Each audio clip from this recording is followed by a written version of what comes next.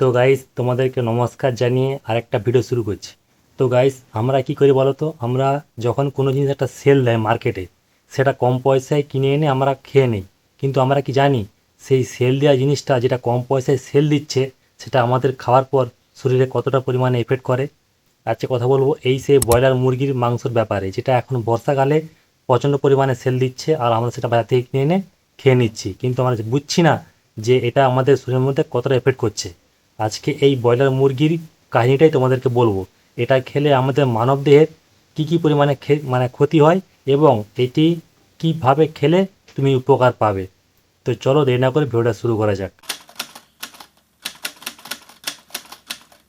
Guys এই বর্ষাকালে তোমরা কিন্তু একটা আওয়াজ ভালোভাবে শুনতে পাও সকাল আর বিকাল টাইমে, কি বলো তো, যে সেল সেল সেল, ব্রয়লার মুরগি গোটা 100 কাটা 150।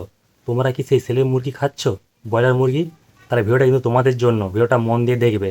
ওই সেলের মুরগি খাওয়ার পর তোমার শরীরের মধ্যে কী কী এফেক্টগুলো হয় তার কাহিনী আমি ভিডিওর মধ্যে বলেছি, ভিডিওটা মন দিয়ে দেখবে।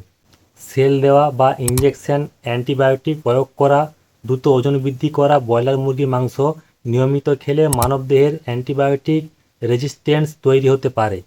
এর ফলে শরীরে সাধারণ ও ওষুধের কার্যক্ষমতা কমে যায় এবং রোগ প্রতিরোধের ক্ষমতা দুর্বল হতে পারে। স্বাস্থ্য ঝুঁকি ও উপকারিতা।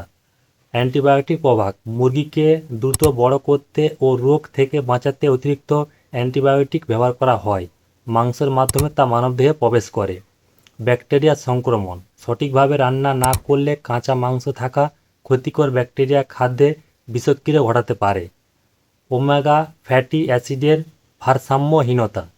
ফার্মের খাবারের পালিত মুরগির মাংস পুষ্টির মান দেশি মুরগির তুলনায় অনেক কম থাকে। তো গাইস এগুলো ছিল আমাদের সাইড এফেক্ট। এবার বলবো কিছু নিরাপত্তা উপায়ও আছে, যেটা তুমি সাইডভাবে খেলে অতটা কোনো ক্ষতি হবে না।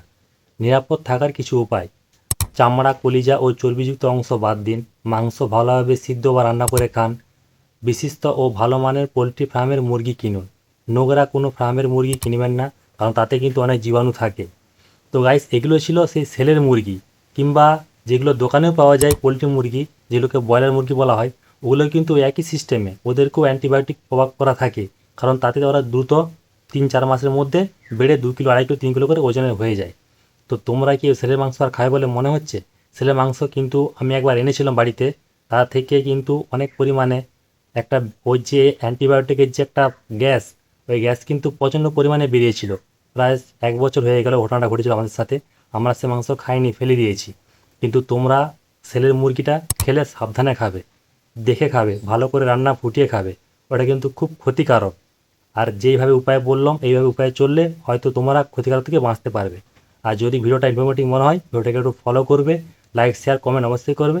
তো চলো, জয় হিন্দ, জয় ভারত।